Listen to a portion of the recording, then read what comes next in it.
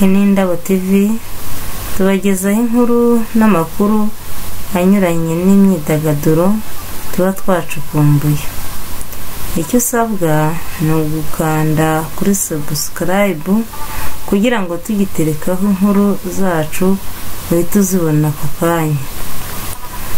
Uyu munsi rero tugiye kubagezaho inkuru y'umugabo wabyaranye n'umwana we atabizi.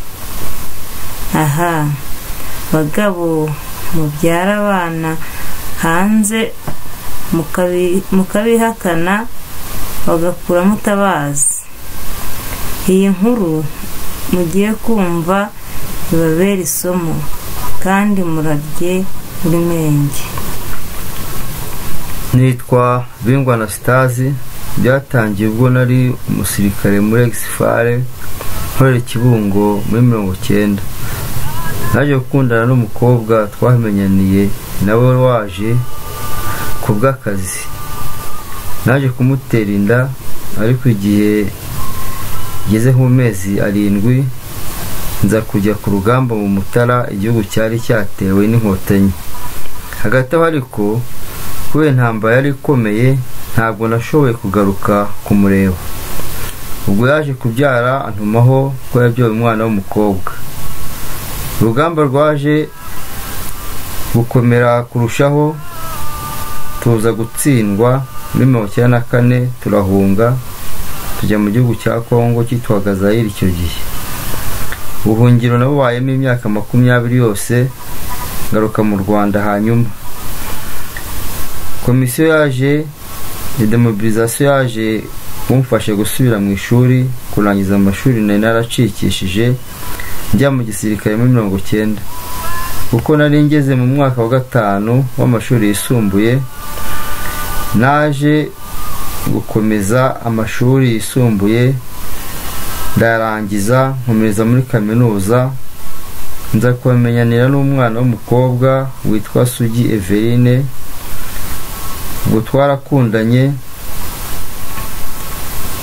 ndetse dusezerana kuzabana igihe tuzaba turangije kwiga. Ubwo icyo gihe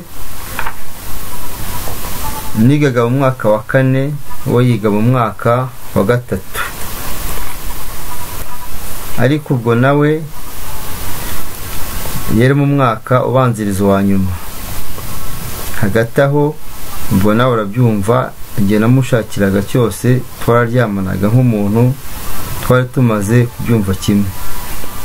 Ubwo naje kurangiza mpita mbona akazi nkorera i Musanze, we yaragiye mu mwaka wa 4 ari nawe wa nyuma. Naje rero kujya mu kabari ngiye gufata icupa, nsanga umudamu wagakoreragamo, ariko mubonye numva nciye mu jisho, ariko ntibuka aho naba muzi.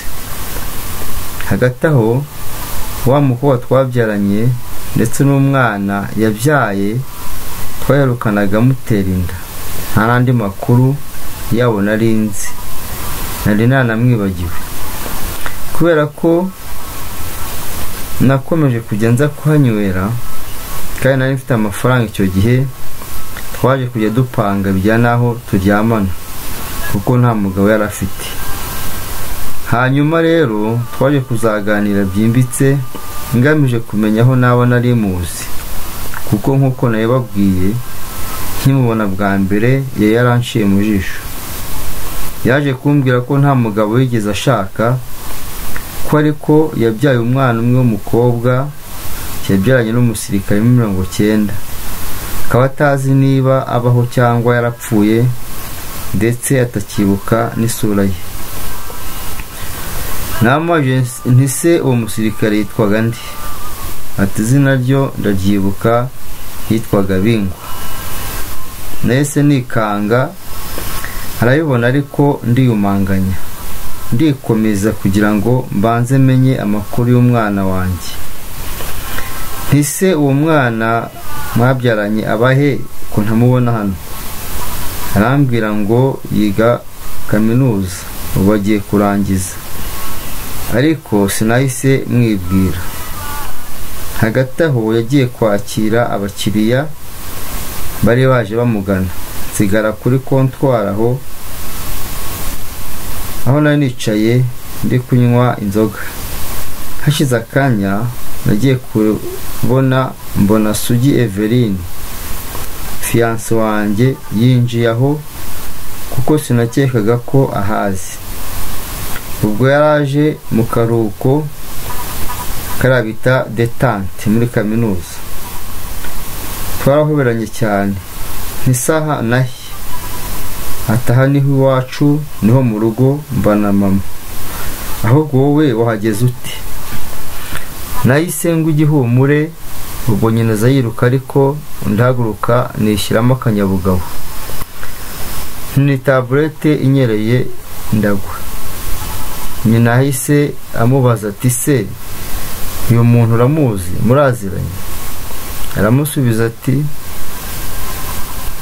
ni inshuti yanjye, twigaga mu kigo kimwe muri kaminuza. Ati se wowe muraziranye?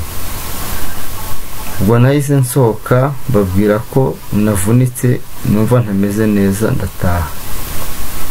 Ubwo ntumbaze ko byaje kugenda gute hagati y'umwana na nyina.